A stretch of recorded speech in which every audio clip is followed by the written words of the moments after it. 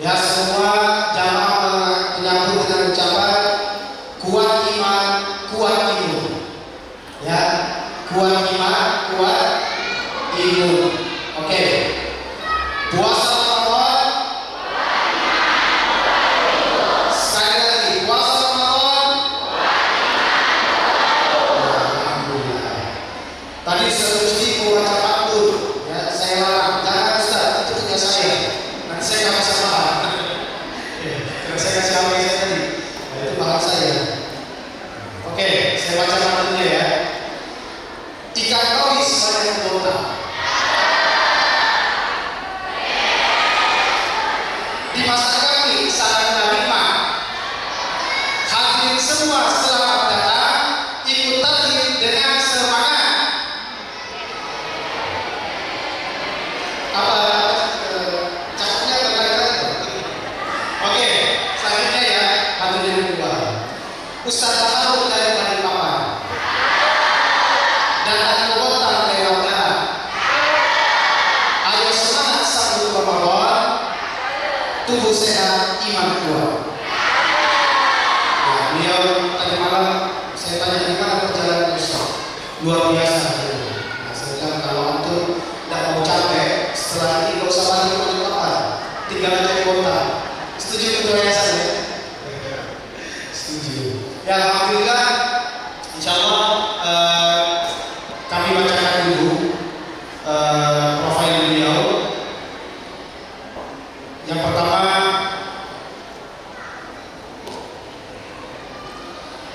nah, nama beliau seperti yang tertera di sini, Al-Ustaz Muhammad Sadad LC, lahir di Balikpapan tanggal 10 September 1992. Beda 1 bulan dengan saya.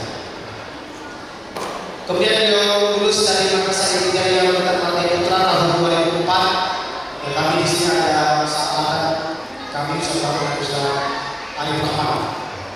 Kemudian beliau lanjut di Ma'had Tahfidz Darul Hufaz 77 Kajuan Lode, lulus tahun 2010. Jadi lulus dari MI di Mutepak, beliau melanjutkan studinya di Ma'had Darul Hufaz 77 Bode.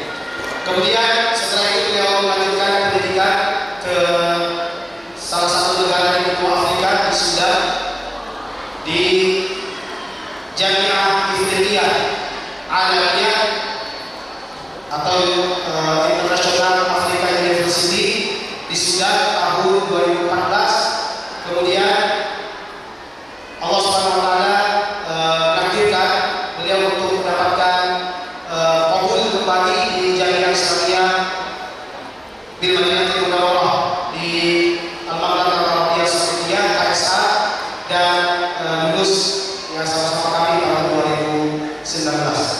Beliau lulus dari Fakultas Al-Quran dan Dirasat Islamiyah.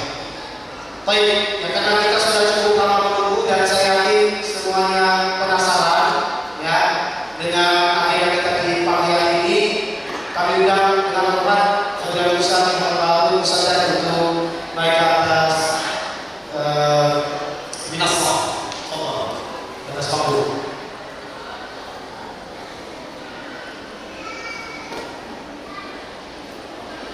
Baik, di sini ya, jadi biar penyampaiannya agak santai, ya, kita tidak terlalu tegang dan juga jangan sampai ngantuk, karena cuacanya ini enak buat tidur, enak buat makan dan hangat-hangat.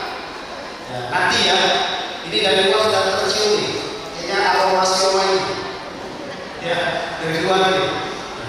Oke, jadi dalam penyampaian ini, insya Allah ya seperti dialog, ya seperti podcast lah.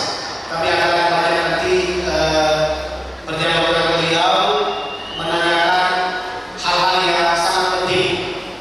Karena Ramadan ini kaitannya dengan atau tahun Ramadan, persiapan Ramadan itu ada kaitannya pada sisi keilmuan, ada kaitannya pada sisi fisik, dan juga yang terpenting ada spiritual. Kenapa kalau kita angkat tema ini? Karena tentunya sangat erat antara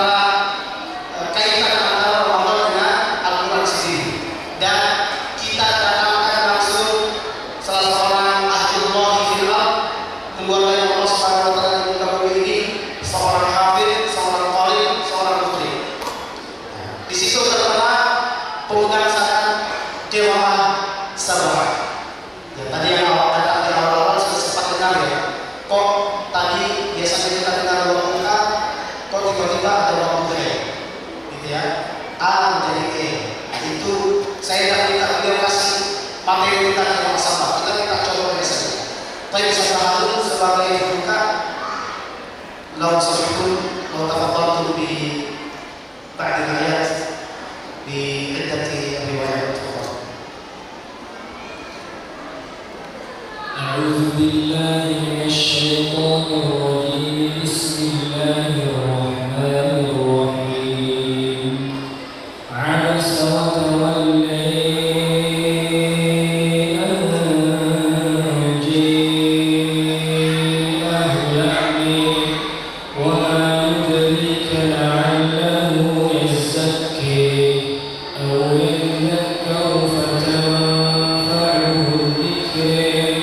أما من استغني فأنت له تصدي وما عليك ألا يزكي وأما من جاءك يسعي وهو يخشى فأنت عنه تلهي. كلا إنها تذكرة فمن شاء ذكره في صحف مكرمة مرفوعة مطهرة بأيدي سفرة كرام بررة. قتل الإنسان ما أكفره من أي شيء خلقه من نطفة خلقه فقدره ثم السبيل يسره ثم أماته فأقبره ثم إذا شيء أنشره. كلا لما يقض ما أمره فلينظر الإنسان إلى طعامه أنا صببنا الماء صبا ثم شققنا الأرض شقا فأنبتنا فيها حبا وعنبا وقبا وزيتونا ونخلا وحدائق غلبا وفاكهة وأبا متاعا لكم ولأنعامكم. فإذا جاءت الصاخة يوم يفر المرء من أخيه وأمه وأبيه وصاحبته وبنيه لكل امرئ منهم يومئذ شأن يغنيه. وجوه يومئذ مسفرة ضاحكة مستبشرة ووجوه يومئذ عليها غبرة ترهقها قترة. أولئك هم الكفرة الفجرة. Allah Subhanahu wa Ta'ala. Kalau boleh tahu saya tahu nanti riwayat apa sih? Riwayat Khalaf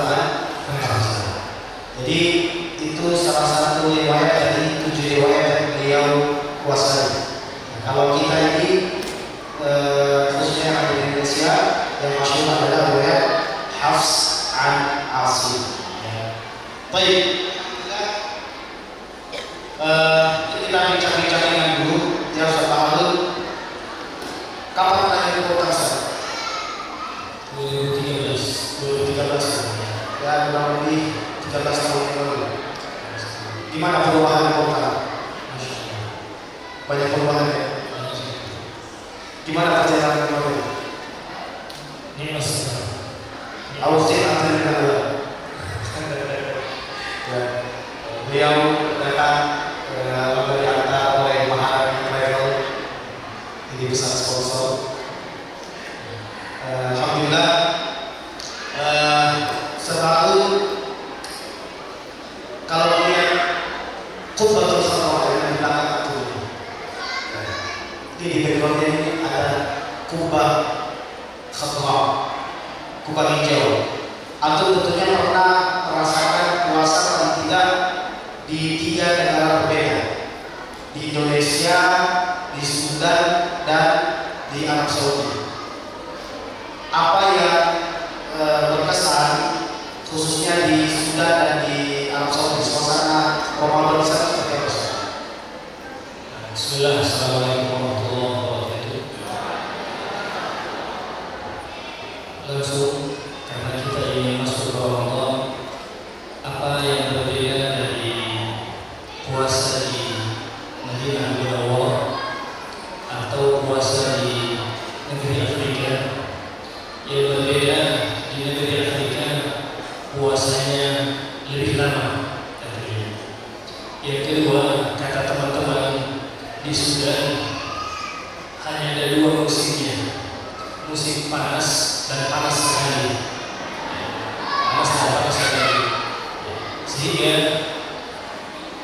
saya berikan satu kejadian yang pernah terjadi di negeri Sudan, dan ini yang menjadi hal yang paling berkesan Bapak sekalian dan Ibu. Mudah-mudahan bisa diambil pelajarannya. Pernah suatu siang di hari pertama bulan Ramadan, kami harus pulang ke Indonesia, dipanggil untuk menjadi imam di Utara tahun 2014. Karena harus pulang ke Indonesia, maka harus pergi mengurus visa untuk keluar, dan perginya jauh, naik bis, panas bisnya. Namanya sudah di tengah-tengahnya matahari di bulan Ramadan. Sampai di tempat namanya Syaki, saya sudah beli air minum. Saya bilang ini kalau sebentar lagi saya tidak kuat, saya akan buka, karena sudah tidak kuat lagi. Maka pas pulangnya menjelang maghrib, sekitar 1 atau 2 jam menjelang maghrib, kami pulang dari tempat imigrasi menggunakan bis Sudan yang full muatan, tanpa AC, tanpa kipas angin, panas sekali. Samping saya ada seorang kawan dari Malaysia, yang lainnya ini orang Sudan, yang berkulit orang-orang Afrika. Di pertengahan jalan Bapak Ibu, di tengah padang pasir, kisah setengah jam menuju maghrib, bis kita dicegat. Bisnya dicegat oleh, kalau tidak salah, 3-4 orang yang berbudi besar. Kata teman Malaysia, "Bahul, syuf, lihat," kata dia, "ini bekal," kata dia. Saya bilang, "Astagfirullah, ini kawan keluarkan pisau kecil." Saya bilang, "Pisau itu tidak berguna bagi orang Sudan, tidak tembus kulitnya," saya bilang. Ternyata orang itu berhenti di mobil. Maka ketika kawan kami dari Malaysia, "Sawah, lesh, wahai sopir, kenapa berhenti? Tabrak aja, karena ini orang mau menjadi bekal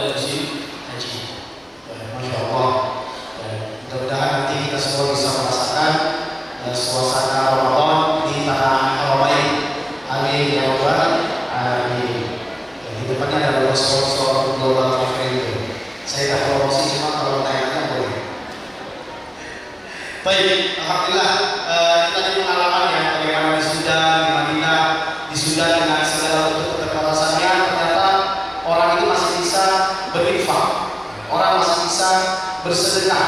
Bahkan memang diniatkan, ya bukan merogoh kocek, merogoh kantong berapa yang ada yang dikasih, tapi memang mereka persiapkan.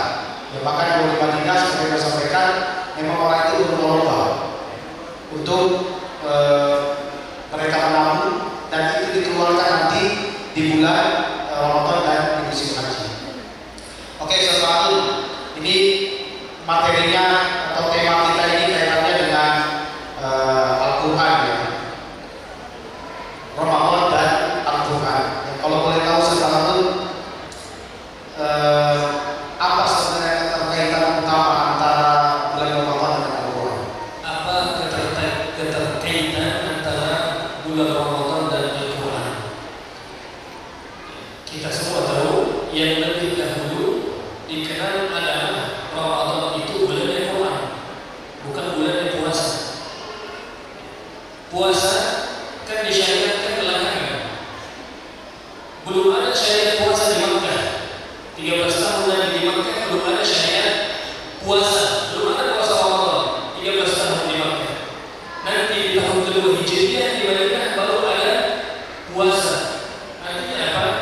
Bulan Ramadan sudah lebih dahulu spesial dengan Qurannya.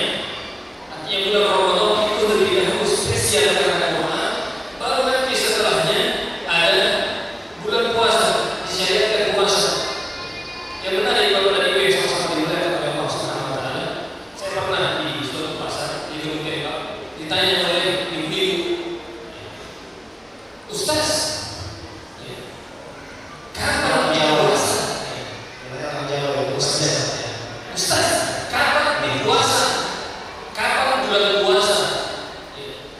Yang ini yang saya jawab, kapan bulan Quran? Artinya kaum muslimin mengenal bulan Ramadan itu identiknya dengan bulan puasa. Benarkah? Ya memang. Namun perlu diketahui, jauh sebelum Ramadan itu dikenal dengan bulan puasa, dia sudah lebih dikenal dengan bulan Quran. Dia spesial karena Qurannya, bukan karena puasanya di awal. Apa hikmah kenapa ada puasa dimasukkan di bulan suci Ramadan? Para ulama menyebutkan di antara hikmahnya agar seseorang pada bulan Quran itu fokus dan pikir makan. Ramadan mulia karena Quran. Yang spesial di Ramadan itu Quran. Di antara hikmahnya puasa, Allah masukkan puasa di Ramadan agar seorang muslim tidak pikir lagi makan. Di siang hari kita fokus untuk baca Quran. Makanya lebih sekali sudah tidak makan dan juga baca Quran. Itu yang rugi Ramadan yang sudah tidak makan di siang hari, tidak juga baca Quran. Ini di antara hikmah dan ikatan bulan Ramadan dengan Al-Quran. Masya Allah, gitu ya. Jadi kita persiapkan diri kita untuk membaca Al-Quran sebanyak-banyaknya. Bolehlah persiapan takjil, tapi jangan jadi prioritas dan dari awal sampai akhir jadi bikin menu sahur sama menu buka. Nah, jadi justru yang sekarang yang mulut kita berpuasa tapi ruh kita harus kenyang bersama dengan Al-Quran ya. Ya, Masya Allah. Baik. Kalau boleh tahu sekarang kan kita banyak mendengar kisah dari para salaf ya, tentang interaksi mereka dengan Al-Quran. Boleh dong satu atau dua kisah dari salaf tentang interaksi mereka dengan Al-Quran di Ramadan. Nah, bagaimana para salafus saleh dengan Al-Quran di bulan suci Ramadan? Di antaranya yang disebutkan oleh yang biasa dibaca oleh para nabi, ada kitab namanya Al-Qur'anul Ma'arif punya Ibnu Rajab, menyebutkan, Bapak Ibu, saya pun ketika baca kisahnya orang-orang terdahulu dengan Al-Quran di Ramadan, kayaknya mau dibilang itu dongeng, tidak juga. Kenapa? Karena sudah beda sekali dengan gaya kita berpuasa, gaya kita di Ramadan. Telah sahih Imam Syafi'i khatamnya 60 kali. 60 kali. Di antara Imam Nawawi menyebutkan para salafus saleh ada yang lahu khatmatun bin nahar wa lahu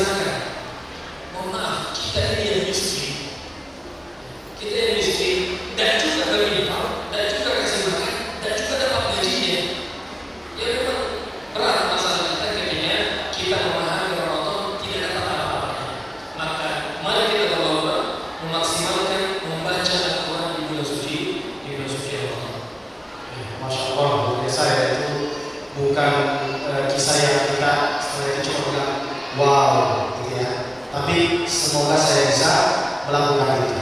Yang lagi saya bilang tadi banyak ikhram ya, boleh memberikan ikhram ta'am, yaitu apa, kalau nanti ibu-ibu khususnya yang punya usaha kuliner di bulan Ramadan, kalau mau mempraktekkan yang gue sampaikan tadi, ada yang samping kita sangat senang kalau dikirimi takjil dari ibu semua.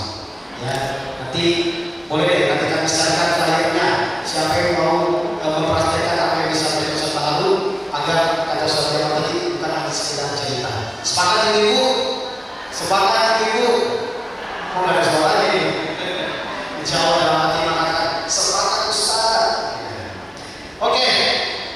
Ya, masih ada satu pertanyaan saya. Masih ada satu berkaitan dengan tema kita. Mungkin di Al-Quran itu banyak asali, banyak metode atau usul Al-Quran dalam akhlak, dalam syariat, dalam akidah. Mungkin bisa selalu menyitir sahabat beberapa ayat tentang usul Al-Quran atau ayat langsung yang berkaitan dengan pembentukan akhlak mulia itu sebenarnya. Oke. Bapak guru, ibu guru, para wali santri, bapak yang sama-sama dimuliakan oleh Allah Subhanahu wa taala, izinkan kami menyampaikan beberapa ayat Al-Quran di dalam surah Al-Qasas, di mana Allah Subhanahu wa taala berfirman tentang kisahnya ibunya Nabi Musa. Saya silakan Bapak guru, para ibu-ibu guru, para pendidik nanti dicatat ayatnya, kemudian nanti ketika kumpul-kumpul di kantor dibaca ulang ayatnya, dibaca tafsirannya, kemudian minimal per orang tuliskan apa inspirasi pelajaran dari surah ini.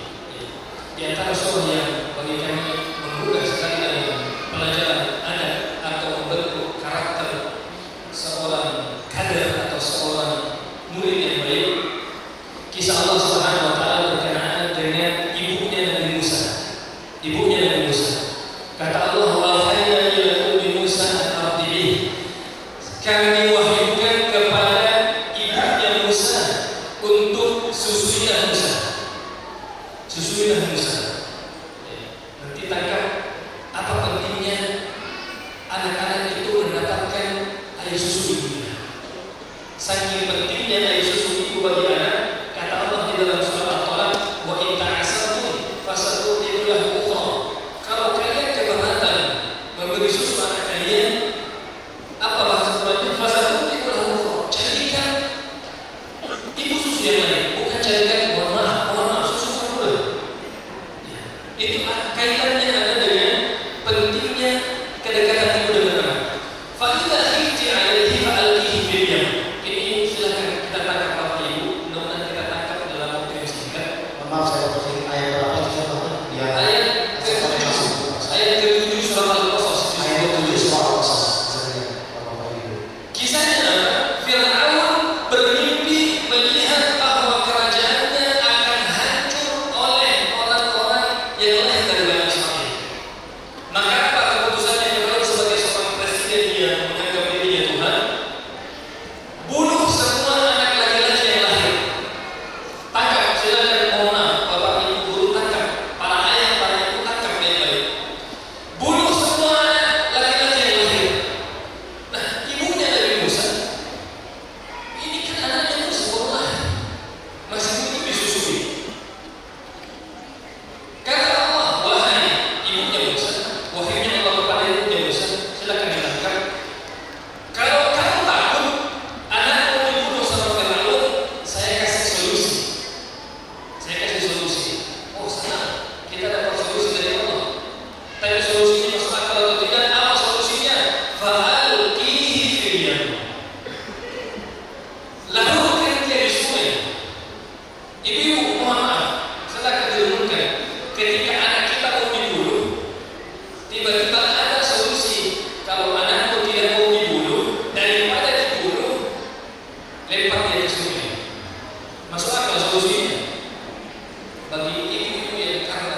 cinta, sayang, itu nggak masuk akal. Nanti ditangkap apa kaitannya pentingnya anak itu di pesantren. Pentingnya anak di pesantren. Fa'alqihi fil yam, hancurkan dia di sungai. Wala takhafi, dan jangan takut. Wala tahzani, dan jangan kamu sedih. Kenapa? Inna radduhu ilaih. Ibu-ibu, kenapa yang dibahasakan di kisahnya Musa itu ibunya? Siapa yang dapat Al-Quran memisahkan bapaknya Musa? Ya. Tapi kisahnya Yusuf tidak ada disebut ibunya, bapaknya saja. Itu pelajaran untuk bapak dan ibu. Nah, karena ibu itu yang dibawa selalu perasaan, maka Allah berikan janji wala takhafi wala tahzani. Kita bawa ke dunia kita hanya di bawah ibu dalam pembentukan anak. Kalau tidak mau anak kita dirusak dengan kondisi fitnah zaman hari ini, solusinya lempar dia ke sungai. Ibu-ibu, kalau anak kita mau terjaga di zamannya, siapa yang bisa jaga hari ini dengan banyaknya kerusakan dan lain sebagainya? Maka di antara wasilah untuk menyelamatkan anak kita, buang dia ke sungai. Buang dia ke sungai. Ustaz, sungai apa? Bukan sungai mahal. Maksud saya, buang dia ke sungai, lepaskan dia. Lepaskan dia. Ustaz, kasihan kalau dilepas anak saya umurnya masih 12 tahun. La takhafi, tidak usah takut. Percayakan sebelumnya.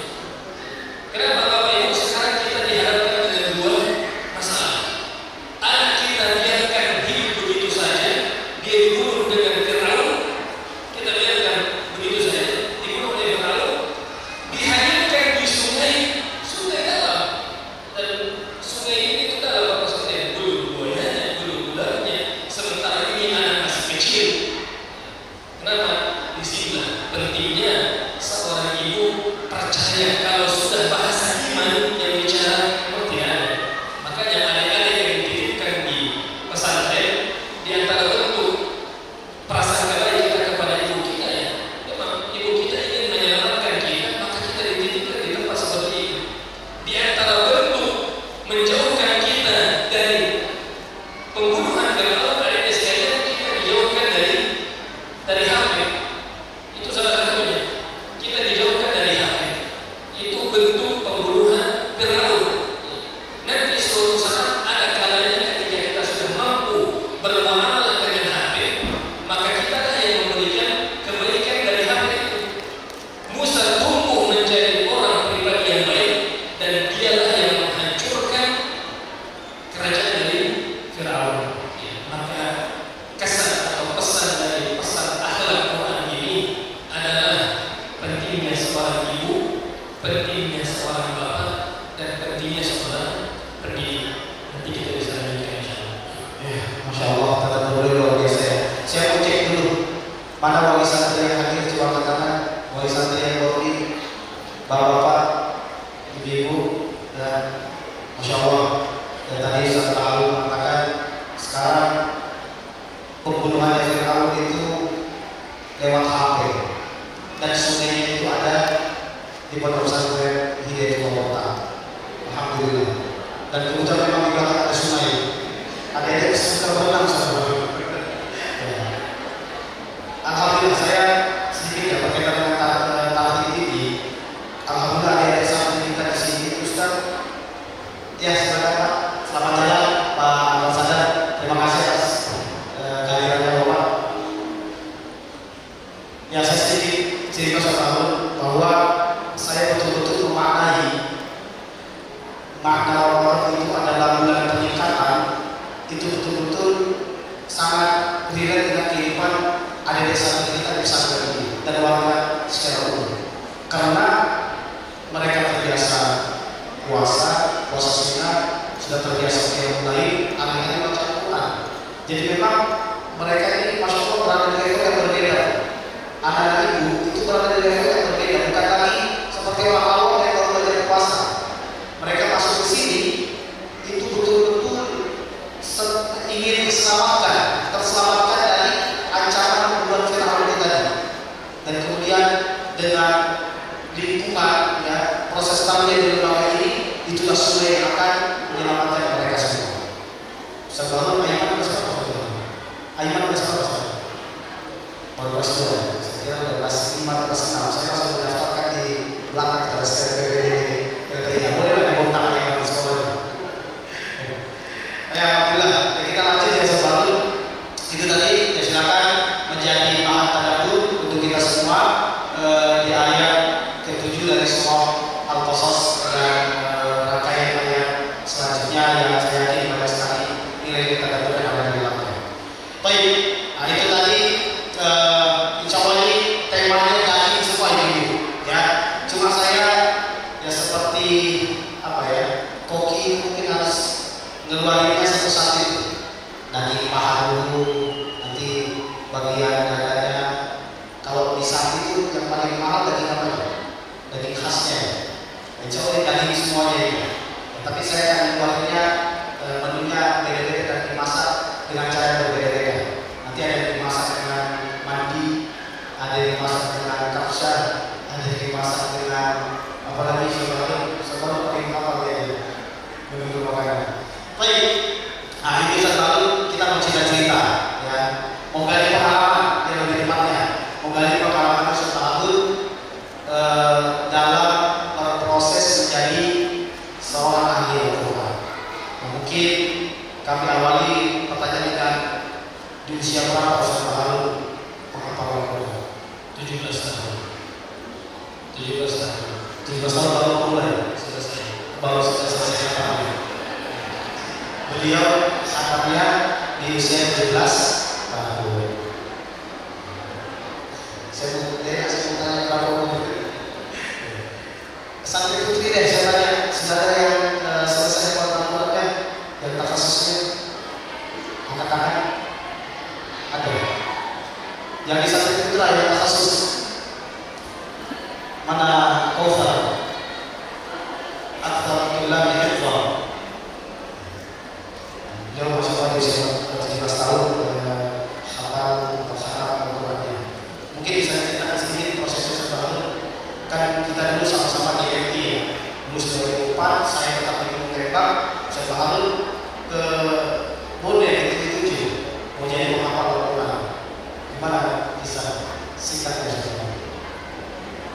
Ya, lulus dari SD, dibuang ke pesantren.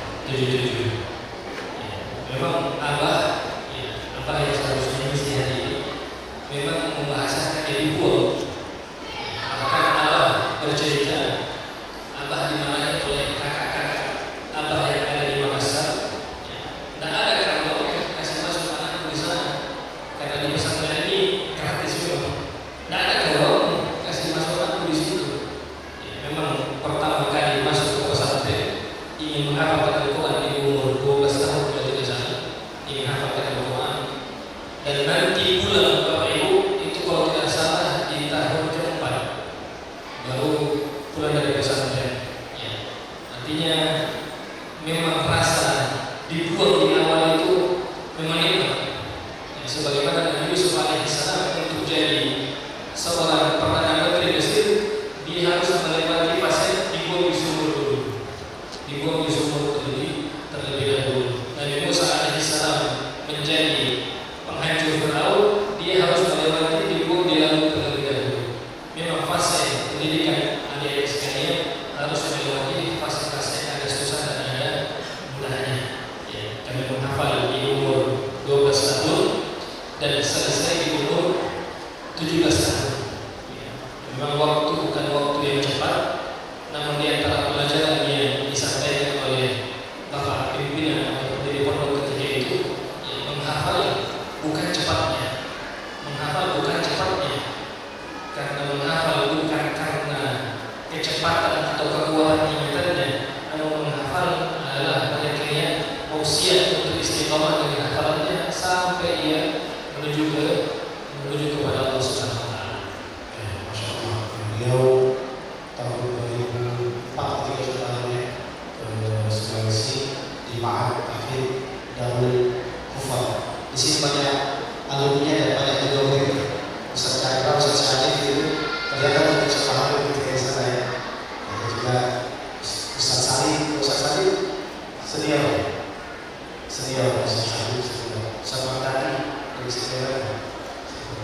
Masya Allah. Nanti ada IKDH, nanti ada satu lagi yang IKDH Kota, Ikatan Keluarga dari Kufar.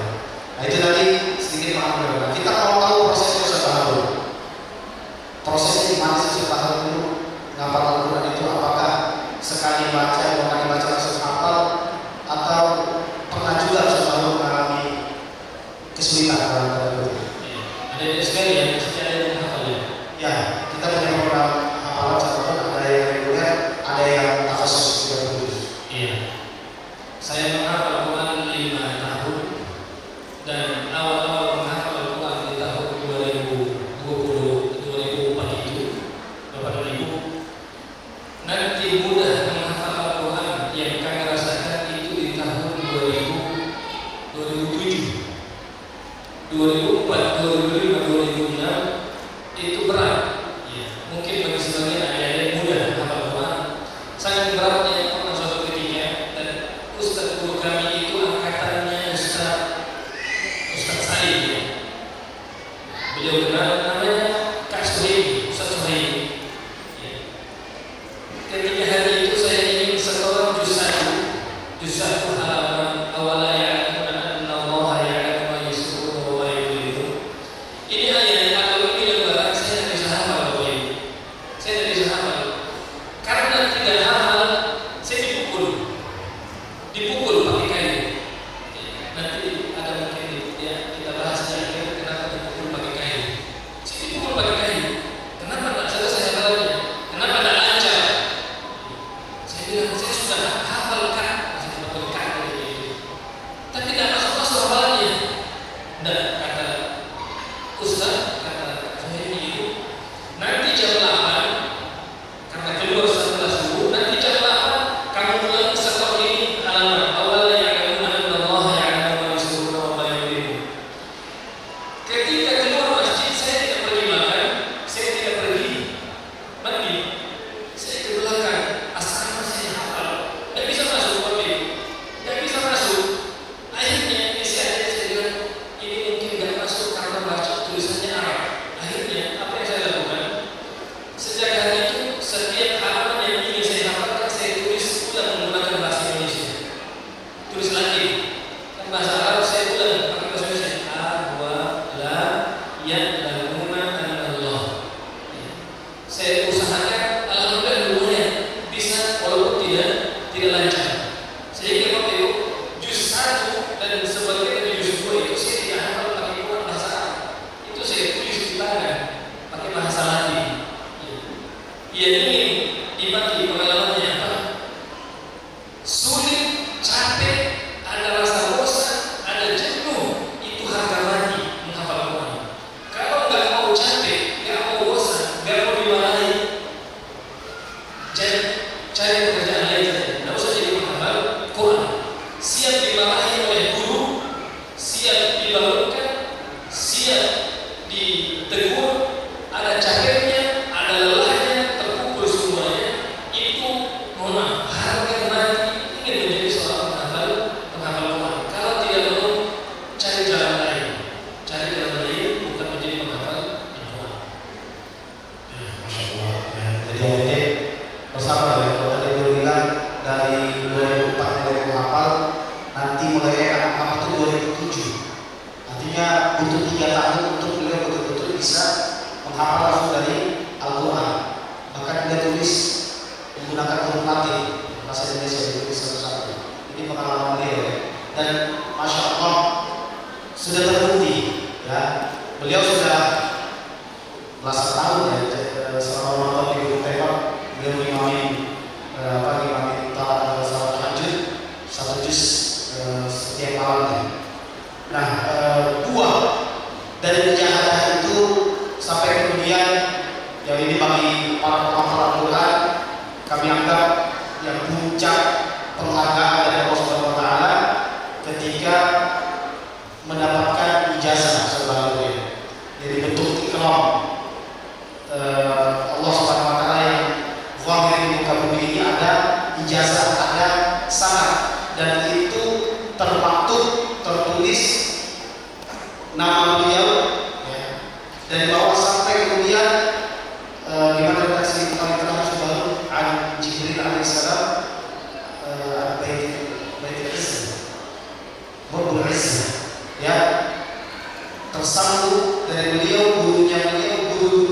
beliau satu kepada atba'ut tabi'in, para tabi'in, kepada para sahabat Nabi SAW, Jibril alaihissalam, an Rabbil Izzah, Allah Subhanahu wa taala. Nah, ini ikram, kemuliaan yang luar biasa. Mungkin sekarang bisa diceritakan proses pengambilan sanad ijazah itu. Saya singkat. Mungkin di Madinah atau di Sudan kita sudah dapat ijazah itu.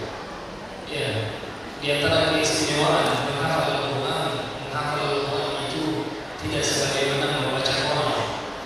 Menghafal Al-Quran harus kita baca Al-Quran sebagaimana Nabi baca.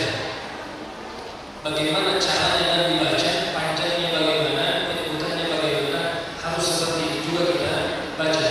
Dalam hasanah di Islam biasa disebut dengan sanad Al-Quran. Sanad Al-Quran.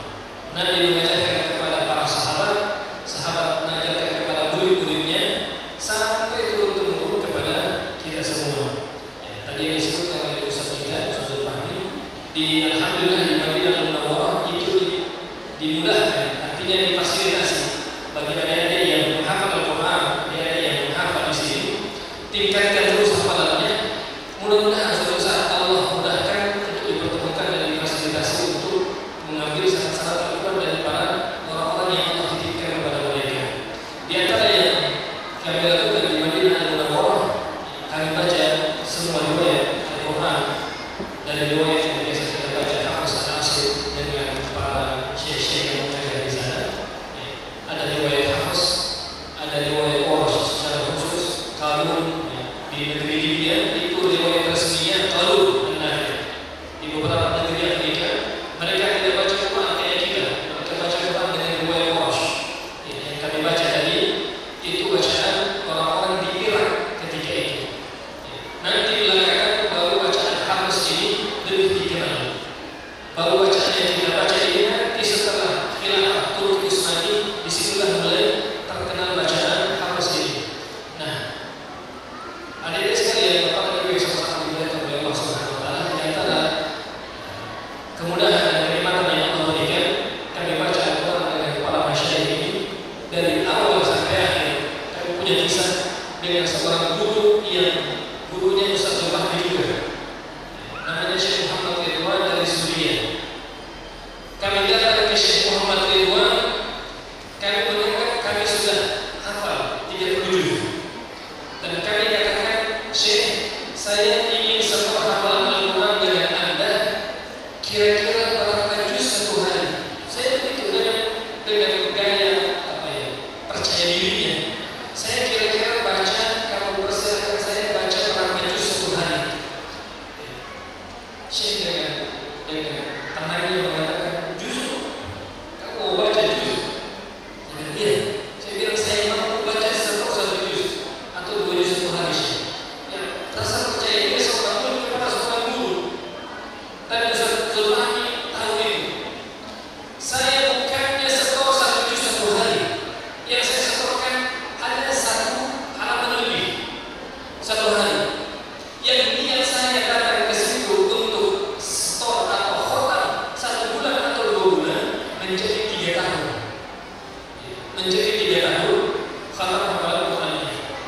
Sehingga yang tadinya saya niatkan untuk baca Al-Quran setornya tilka rusul Allah ala minhum man kana Allah wa cepat seperti itu. Bagi syekhnya, kalau seorang hafalan karena maqamnya sudah maqam ijazah, maka harus pelan-pelan.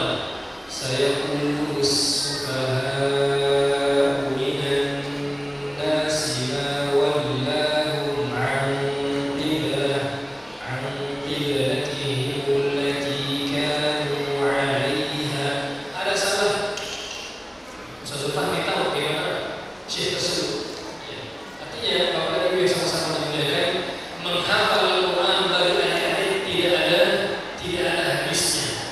Setelah proses menghafalkan Al-Quran naik, usahakan pelajari maknanya. Setelah pelajari maknanya, misalnya masuk ke pelajari sampai sanadnya. Apakah sudah habis di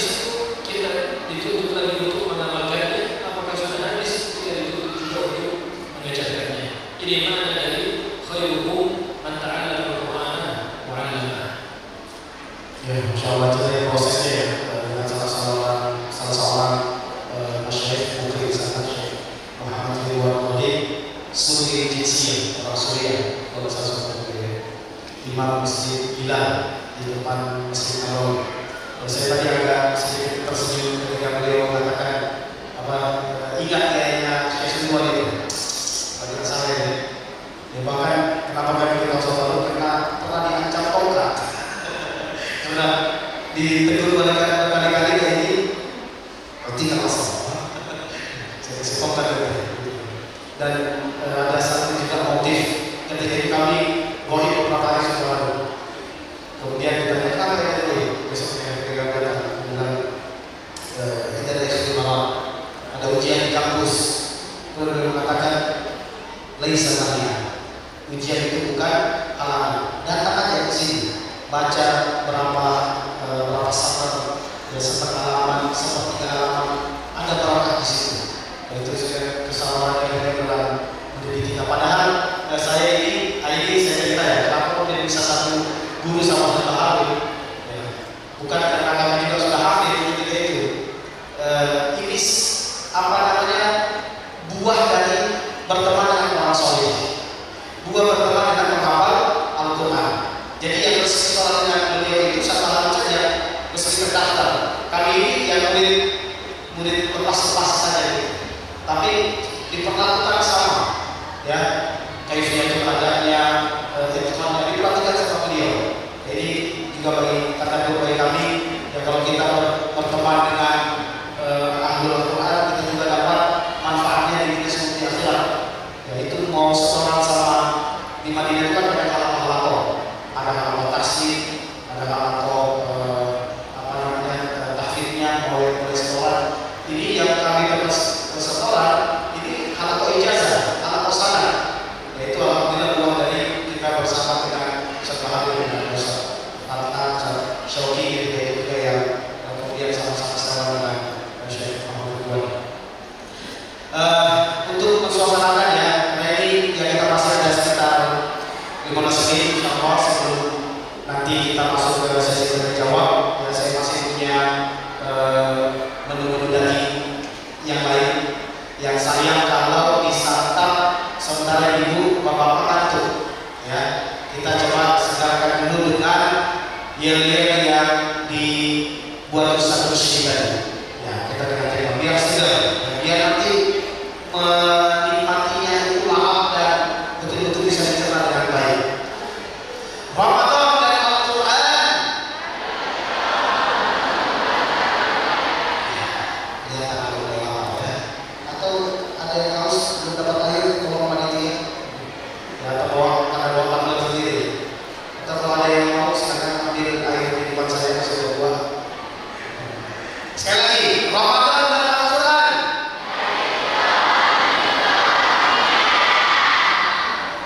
Puasa Ramadan.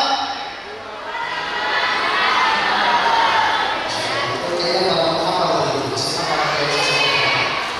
Sekali lagi, puasa Ramadan. Dua, alhamdulillah. Selanjutnya selalu mungkin kita apa namanya balik lagi ke Fir'aun dan Sunai. Ya, Fir'aun dan Sunai. Ya, memang sekarang kita hidup di era distribusi digital, semuanya serba digital, ya. Bahkan kemudian kita bisa menyaksikan dan di belakang bisa menyampaikan informasi kegiatan ini bisa sampai kepada bapak dan ibu semua itu berkat digitalisasi informasi. Ya, tidak lagi menulis surat. Nah, kita hidup di era ini sudah dan memang tidak bisa. Bahkan beliau juga gunakan menggunakan perangkat digital. Mungkin pertanyaannya seperti itu satu hal. Bagaimana kemudian kita bisa tetap cinta terhadap Al-Quran di era digitalisasi saat ini, terkhusus menanamkan kecintaan Al-Quran itu pada anak-anak. Ya, karena memang saya sadari ya karena saya suka main HP, anak saya juga suka main HP. Dia suka nelfon, ngerti juga apa namanya, tahu diri tontonan. Kalau makan itu kalau nggak ada sampai sekian usia tahun. Dan ini fenomena yang cukup ngeri sebenarnya. Nah, kemudian bagaimana kira-kira selalu untuk mengatasi atau hidup di era digital tapi tetap bisa juga orang-orang. Oke, Bapak Ibu, adik-adik sekalian, para guru, para orang tua, para pendidik, kami memulai dari pertanyaannya bagaimana kita tetap istiqomah mengajarkan anak kita Al-Quran di era hari ini. Saya mau mengutip salah satu perkataan Ibnu Qayyim al-Jauziyah dalam kitab beliau Tuhfatul Maulud di Ahkamil Maulud. Ya, nanti bisa dicek. Ini yang ibu, ini lebih nanti mungkin lebih ke bapak. Ya, nanti diterapkan oleh ibu. Apa kata Ibnu Qayyim al-Jauziyah? Mari. Ini bukan ibu karena saya ke bapak. Saya punya 4 orang anak.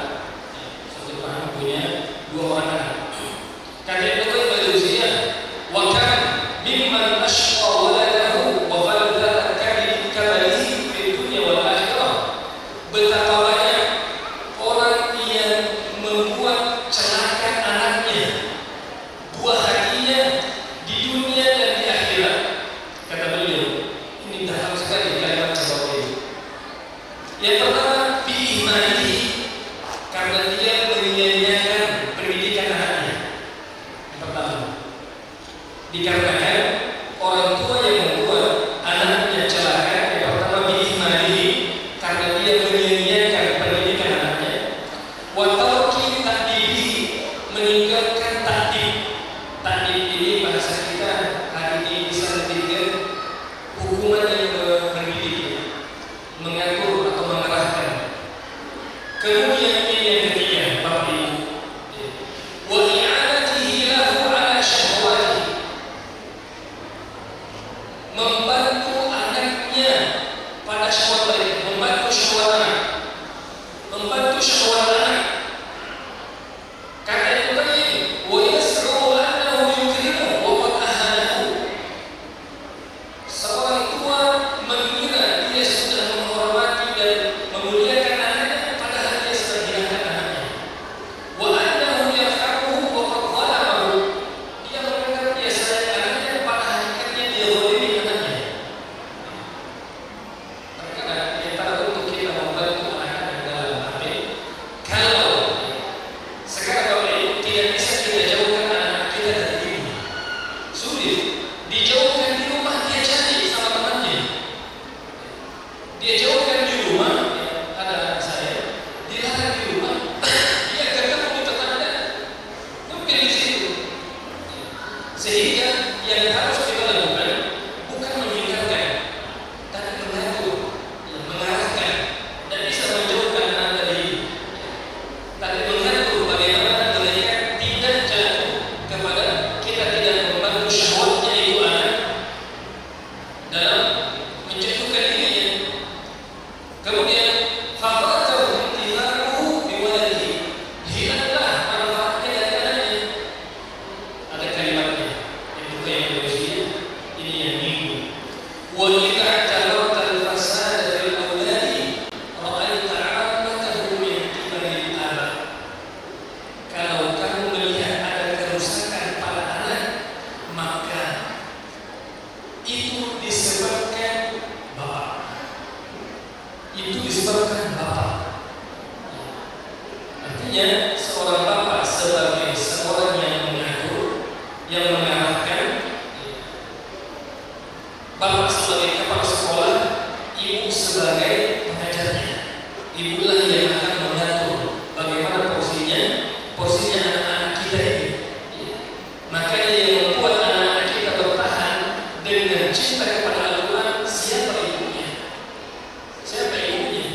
Maka peran ayah adalah mengatur atau memberikan yang terbaik kepada sang ibunda, kemudian ibu yang menjadi madrasah bagi anak-anak mereka.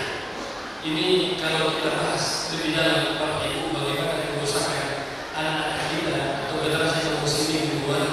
Ya Allah, kami pernah satu izin, kami pernah lewat di landasan ingin perbaiki jalan ini.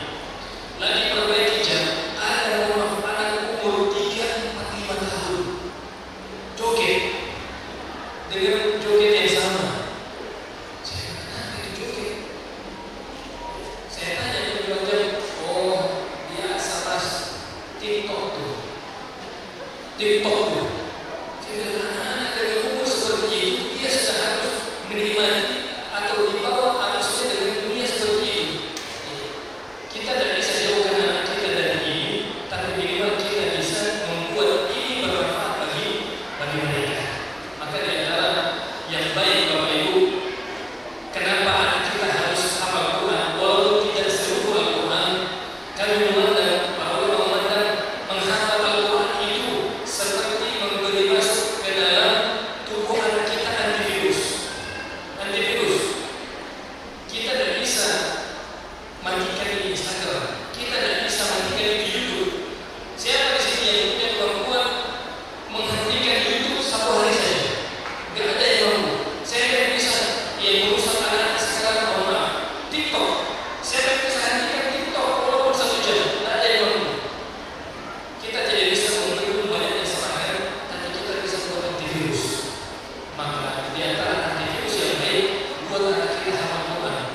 Minimal Al-Quran lah yang akan mengarahkan kepada mereka bagaimana yang mana yang benar dan mana yang salah. Pak ulama biasa mengatakan, ajarkan anak kamu Al-Quran, biar nanti Al-Quran yang ajarkan kepada dia segala sesuatunya. Masya Allah. Jadi nasihat ghaliyah, nafisah, dan nasihat yang sangat mahal untuk kita berta'ayush dengan kehidupan yang memang eranya berbeda dengan era kita, terutama era orang tua, zaman orang tua kita dulu. Kalau dulu paling kalau mau bermain ya kita ke sungai, bermain permainan tradisional. Kalau sekarang anak-anak kumpul, ya bahkan anak saya juga kalau pulang sekolah kayak ini juga ya, lihat anak-anaknya langsung pertama datang langsung ayah pegang HP, ya atau ayah nyalakan TV nonton bersama orang. Jadi kata beliau tadi kita tidak bisa mencegah apa namanya itu semua, kita tidak bisa menghentikan era digitalisasi ini. Yang bisa kita lakukan adalah memberikan antivirus buat jihaz ini, alat ini bermanfaat untuk anak-anak kita. Mungkin sedikit lebih ke hal yang praktis terbarunya. Kalau setahun punya apa namanya program khusus mungkin untuk anak-anak di rumah berkaitan dengan ya program untuk mereka membaca Al-Quran atau menghafal, mungkin bisa di-share kepada kita, mudah-mudahan bisa jadi bahan rujukan referensi kita untuk juga menerapkan ke anak-anak kita program khusus. Ya, pertanyaannya menarik. Bagaimana apa kiat-kiat untuk anak-anak di rumah? Kalau kiat untuk para bapak, fasilitasi ibunya. Para bapak, fasilitasi ibunya. Karena yang paling banyak berinteraksi dengan anak ibunya, fasilitasi ibunya. Nanti ibunya lah yang memahami apa yang seharusnya dilakukan oleh anak. Saya punya anak, bapak-bapak dan ibu. Yang pertama itu lancar hafalannya, walaupun tidak banyak, baru 2 juz. Tapi 2 juz ini tidak ada sentuhan saya. Tidak ada sentuhan saya sebagai bapaknya yang pengajar Quran, bukan mengajar Quran dari masa orang para mahasiswa. Ya. Yang memberikan pengajaran itu adalah ibunya. Tugas saya adalah memfasilitasi ibunya. Tugas saya adalah menguatkan ibunya. Makanya kami selalu sampaikan, tidak bisa dihindarkan peran bapak, peran ibu, dan peran sekolah. Suatu kezaliman yang tidak terasa, kezaliman yang tersembunyi, itu ketika bapak ibu menyerahkan anak ke pesantren kemudian berlepaskan. Itu di antara kezaliman yang tertutupi.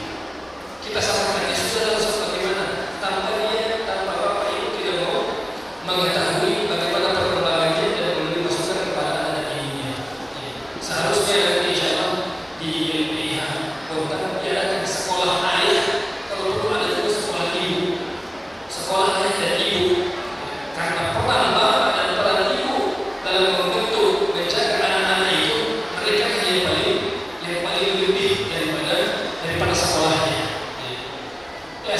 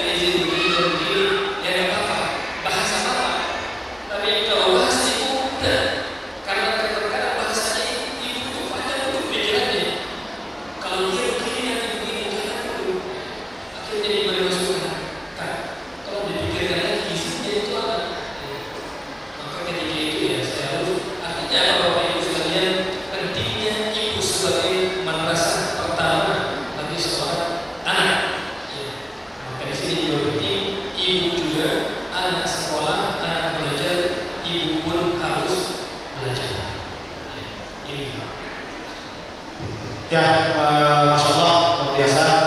Eh, Tema atau alur pembicaraan kita ini insya Allah sudah cukup komplit ya. Ada yang kaitan dengan tema, pengalaman beliau, kemudian tips untuk ada santri dan juga orang tua.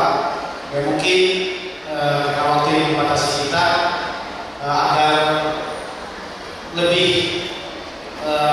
lebih bermanfaat lagi ya acara kita di pagi hari dan ibu-ibu juga atau bapak-bapak yang mungkin ingin menanyakan ya kepada serta ahlu mungkin ada hal yang tadi sempat kami referensi pertanyaannya ya, secara khusus kami berikan kepada ibu-ibu dulu ya, jadi langsung pada ibu yang mau bertanya ya kami buka pertanyaan langsung silakan katakan.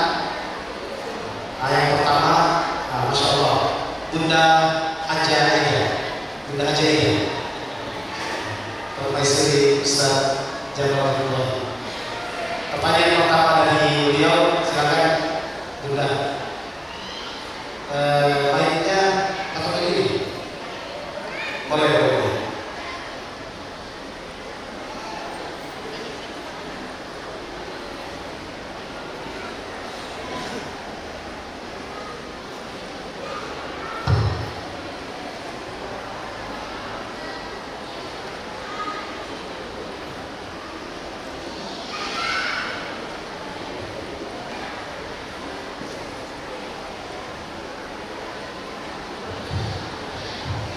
Assalamualaikum warahmatullahi wabarakatuh. Waalaikumsalam. Saya bertanya tentang anak dan ibu. Kadang itu ibunya sudah berkali-kali masuk sauna, memakan bismillah. Dan diperhatikan ibunya. Ustazah bilang harus salah bu. Baru dia ikuti. Kalau cucu saya seperti itu sampai ibu bilang, nggak mau capeknya saya mulai. Tapi kalau ustazah langsung dia bisa. Jadi perasaan saya ustazah lebih hebat dari ibunya. Itu sih pertanyaan saya Ustaz.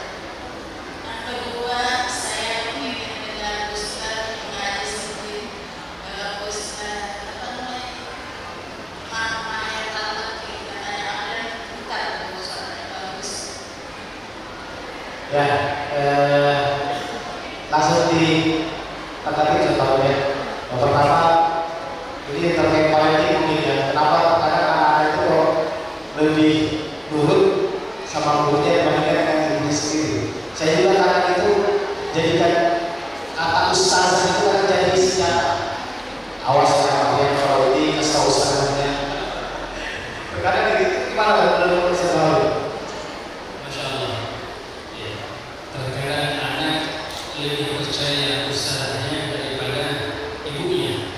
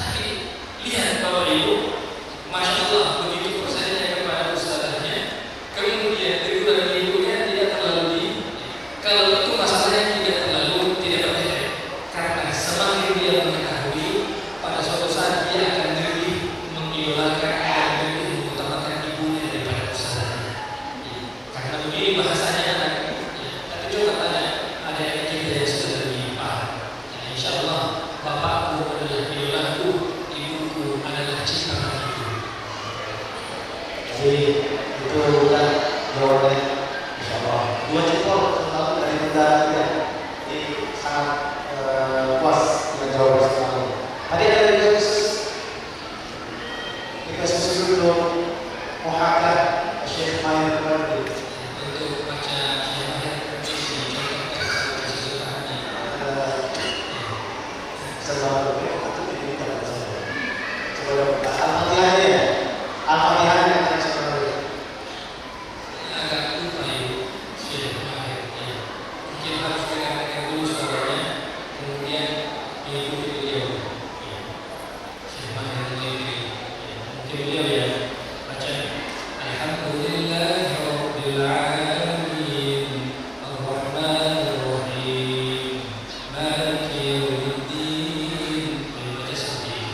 Mungkin dicontohkan sama saudara.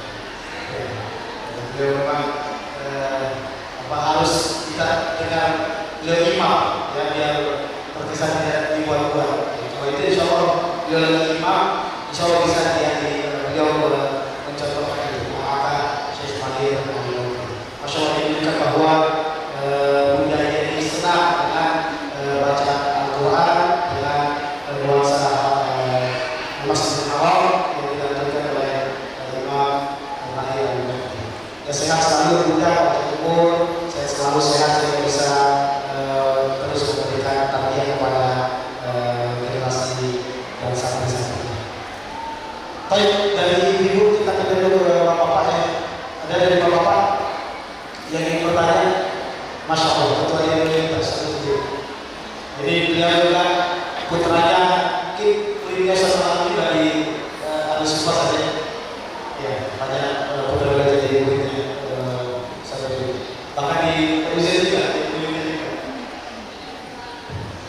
Alhamdulillah. Jadi yang saya pertama di Indonesia yang terlam. Baik, langsung saja. Sering kami mendapatkan pertanyaan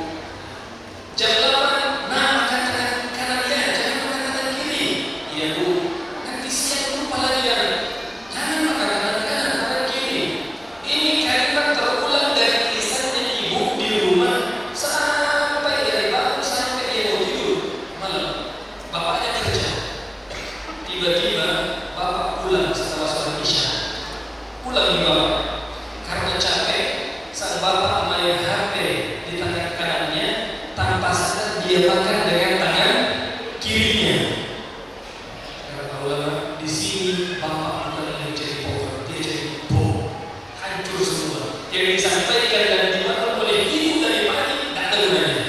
Kenapa? Dirusak dengan satu kali anak melihat bapakku. Ya, di sini pentingnya bapak memang dia ahli jago qawwamuna 'ala nisa.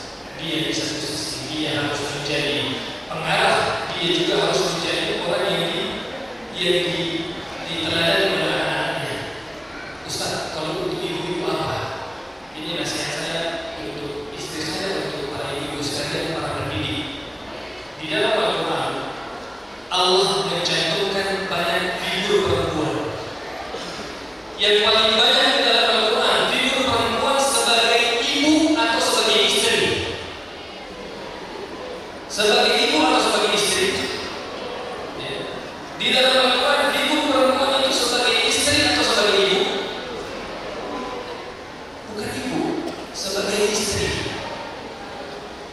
Lalu ibu. Ya.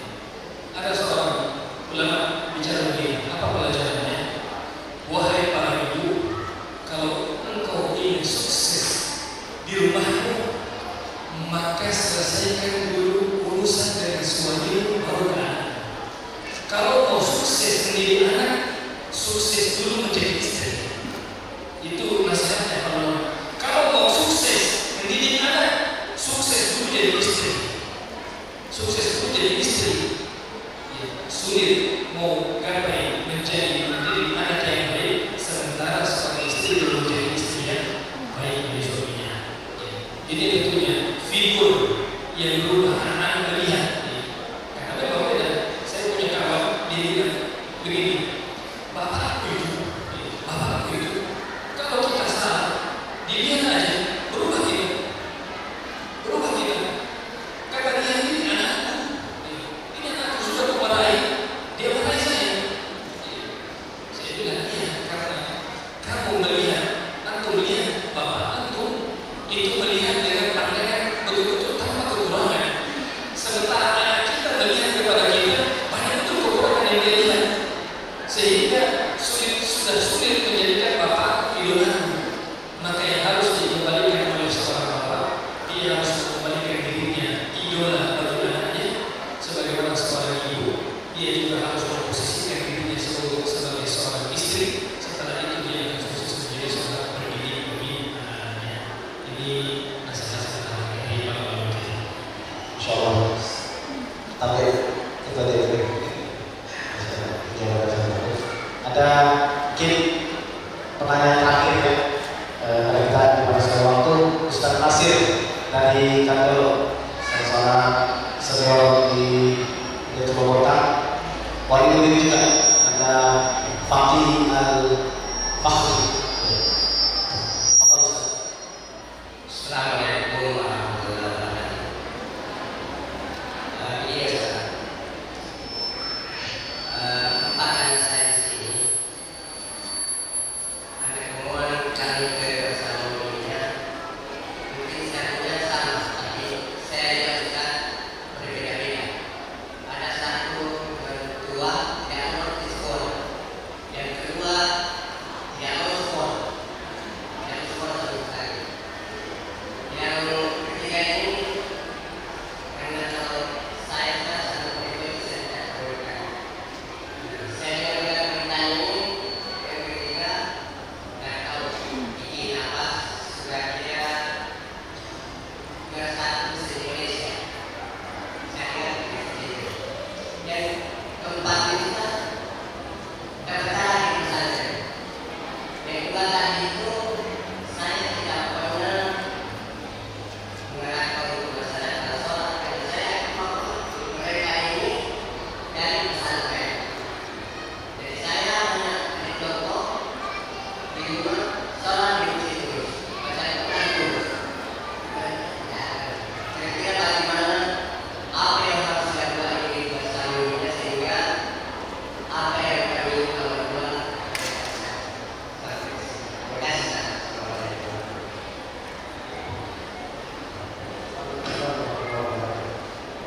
Dijawab seperti itu. Mantap. Ya, jadi kami punya anak yang ada depan dan sebagai contohnya masing-masing punya kemudian ada yang tak boleh di sekolah, ada yang justru tak mau sekolah. Dan pertanyaannya sebenarnya seperti ini, apa yang harus dilakukan agar nilai-nilai kepesertaan anak-anak itu tetap mengangkat situ mereka menerima. Kata beliau selama ini dia tidak hanya tujuan langsung, dia pasti melakukan mungkin dari komunikasi tersebut. Kembali masih kita masih bicara tentang ayah dan ibu, maksudnya. Dan pertanyaan itu juga apa? Saya ini hanya seorang saya rajin mengaji, bagaimana agar kebiasaan yang saya lakukan itu juga turun ke anak-anak. Bagaimana? Inilah pentingnya seorang bapak ini jangan pernah bosan berdoa dan jangan pernah bosan pokoknya keluhkan semua apa yang ingin kita keluhkan sama Allah. Coba belajar dari Nabi Ibrahim alaihissalam ketika dia curhat yang boleh juga Ibrahim curhat. Apa kata Nabi Ibrahim? Rabbana inni askantu min dzurriyyati biwadin. Dia curhat, ya Allah, aku tinggal anak-anakku atau keluargaku di sebuah tempat dari Yerusalem inda baitika muharram. Rabbana liyuqimu shalah faj'al afidatan minan nasi. Artinya harapan bapak ini tidak bisa terputus dengan harapan seperti ini, harus selalu terpenuh tersampaikan kepada Allah Subhanahu wa taala. Artinya tidak bisa menjamin sang bapak soleh, anak pun pasti soleh. Jadi tentunya kemampuan bapak mengarahkan kalau suatu saat Allah Subhanahu wa taala belum dijawab, kita terus meminta doa kepada Allah Subhanahu wa taala.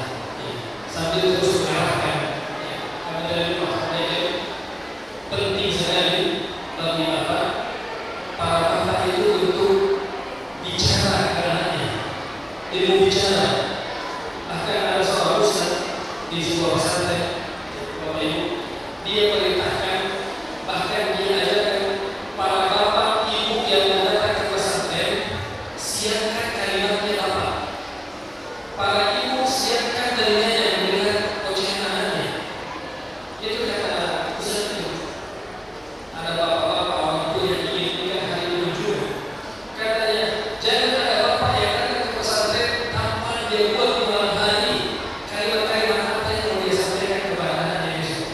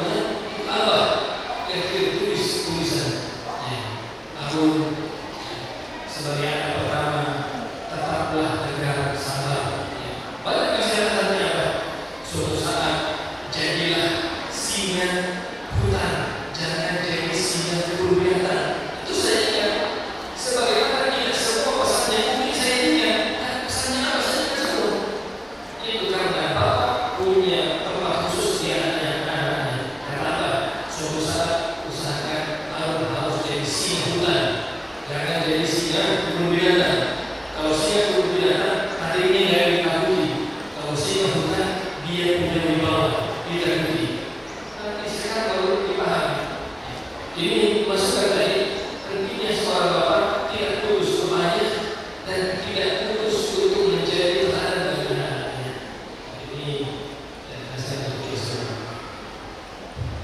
Ya, alhamdulillah luar biasa dari pertanyaan-pertanyaan tadi, mudah-mudahan disambung dengan jawaban-jawaban dari beliau menjadi pelengkap dari kegiatan terakhir kita di pagi hari ini, dan tentunya sebagai seorang yang beriman kepada Allah Subhanahu wa taala, terlebih lagi kita sebagai seorang orang tua bagi anak-anak kita, seorang pendidik bagi murid-murid kita, banyak sekali nasihat-nasihat dan kalimat-kalimat yang patut untuk kita renungi dan semoga kita bisa amalkan.